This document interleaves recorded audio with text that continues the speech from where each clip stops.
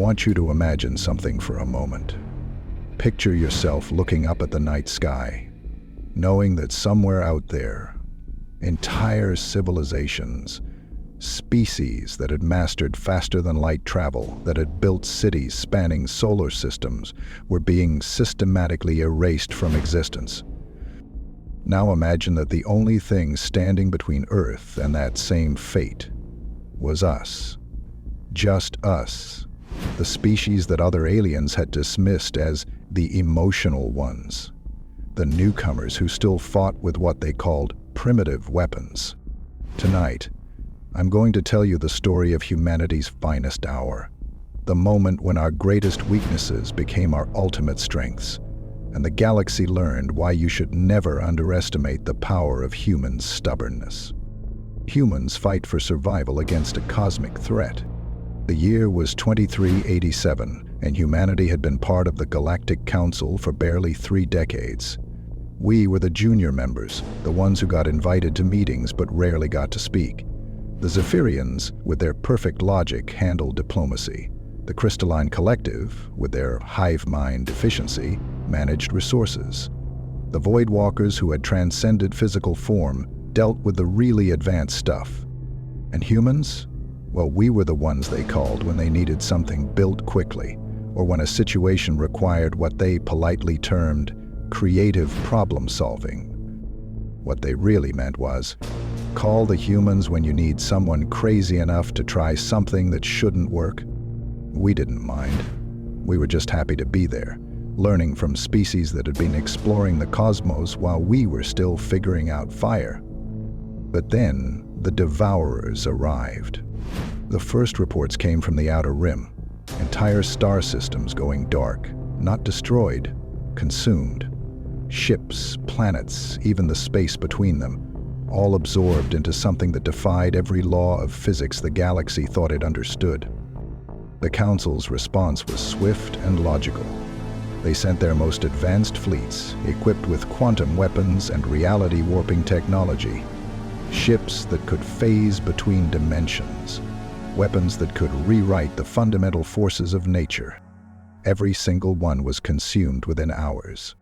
What happened next revealed something terrifying about our enemy. The Devourers weren't just destroying civilizations, they were learning from them. Every ship they consumed, every species they encountered made them stronger, smarter, more adaptable. The Zephyrines' perfect logic? The Devourers absorbed it and used it to predict their every move? The Crystalline Collective's unity? Turned against them as the Devourers learned to disrupt their hive mind connections. The Void Walkers' transcendence. It became a highway for the enemy to follow them across dimensions. Within 6 months, half the galaxy was gone. The remaining species were in full retreat, their confidence shattered. These were civilizations that had considered themselves the pinnacle of evolution, and they were being systematically dismantled by an enemy that seemed to counter their every advantage. That's when the emergency session was called. Representatives from every surviving species gathering on the fortress world of Kepler Prime to decide humanity's fate. You see, we were the obvious next target. Our space was right in the Devourers' path, and frankly, most of the Council figured we'd be the easiest to consume. After all, what could the emotional primitives do that the galaxy's greatest minds couldn't? They were about to find out. Admiral Sarah Chen stood before the assembled Council, representing not just humanity, but what many believed would be the last free species in the galaxy.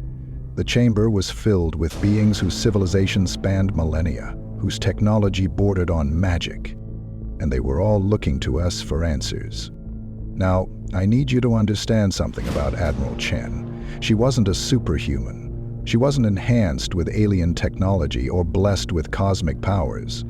She was a career military officer from Detroit who had worked her way up through the ranks by being very, very good at one thing: refusing to accept that a problem couldn't be solved.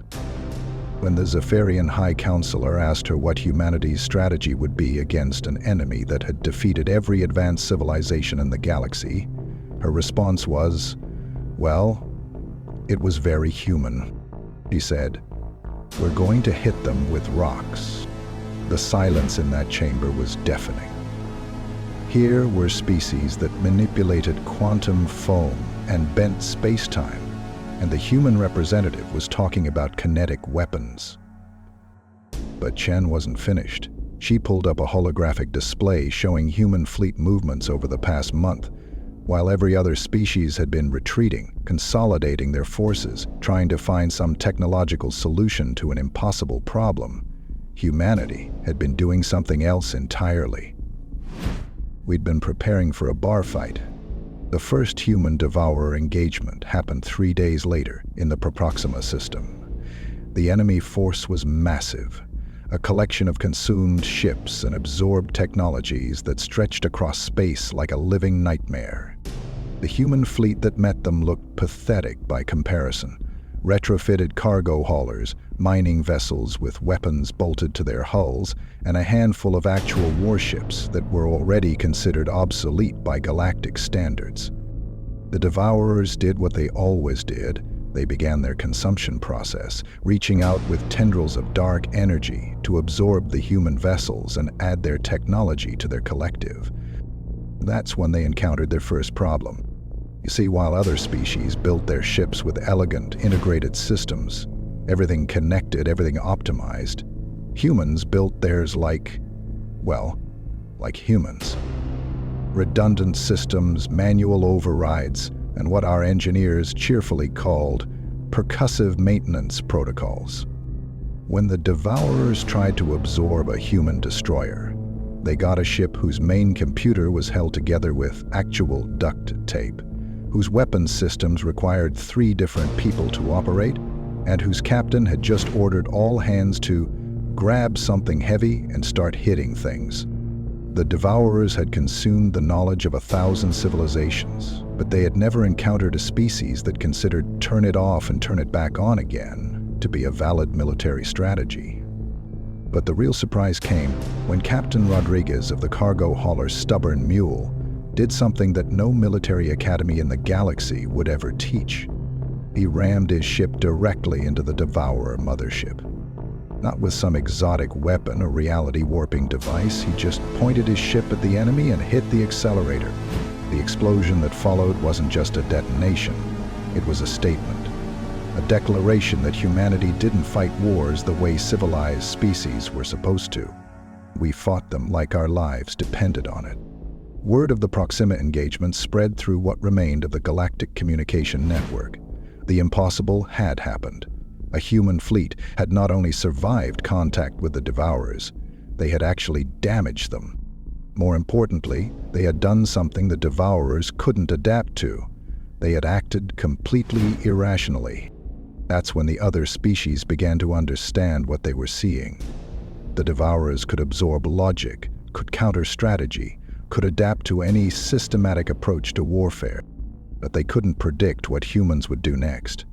Because half the time, we didn't know ourselves. The second engagement proved this point.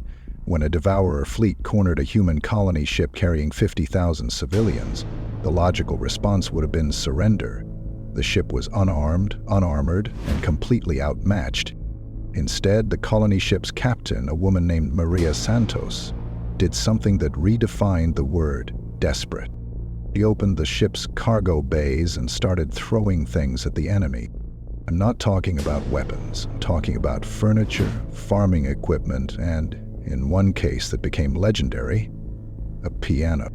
But here's the thing about humans in desperate situations. We get creative. Santos had realized that the Devourers absorb technology by understanding it, by integrating it into their collective knowledge. But how do you integrate a piano traveling at 30,000 kilometers per hour? The answer is, you don't. You just get hit by it. While the Devourers were trying to process this completely illogical attack, Santos did something even more irrational. She broadcast a message on all frequencies, calling for any human ship in the area to come help. And they came. Not military vessels, not warships, cargo haulers, passenger liners, even a luxury yacht. whose owner had apparently decided that if the universe was ending, he was going out in style. What followed wasn't a battle in any traditional sense. It was chaos. Pure, beautiful human chaos. The aftermath of what became known as the Santos Gambit changed everything. For the first time since the Devourers had appeared, an enemy fleet had been not just damaged but completely routed. More importantly, other species had been watching. The hegemony, the same empire that had spent decades trying to civilize humanity, sent a message that no one expected. We surrender, not to you, but to reality. We need your help. Think about what that meant. The most prideful, arrogant species in the galaxy was admitting that the primitive humans had figured out something they couldn't. But it wasn't just the hegemony. Within weeks, representatives from dozens of surviving species were arriving at human space stations, asking the same question. How do we fight like you? And you know what humanity did? We taught them. Not our technology, most of it was already obsolete by their standards. We taught them something far more valuable. How to be unpredictable. How to make decisions based on instinct rather than logic. How to fight for something you love more than your own life. The Zephyrians learned to trust their gut feelings, something they hadn't done in millennia. The Crystalline Collective discovered the power of individual initiative. Even the Voidwalkers came back to physical form, realizing that sometimes you need to be present to make a difference.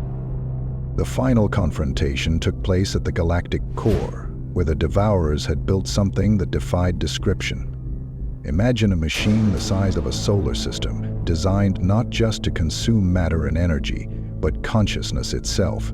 Every thought, every memory, every dream of the species they had absorbed, all feeding into this cosmic horror. The fleet that humanity led into that final battle was unlike anything the galaxy had ever seen. Ships from dozens of species, but all fighting with human tactics. Elegant Zephyrian cruisers with ramming prows welded to their hulls.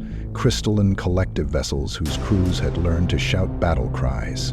Voidwalker ships that had been deliberately made less efficient. Because, as their captains put it, efficiency is predictable.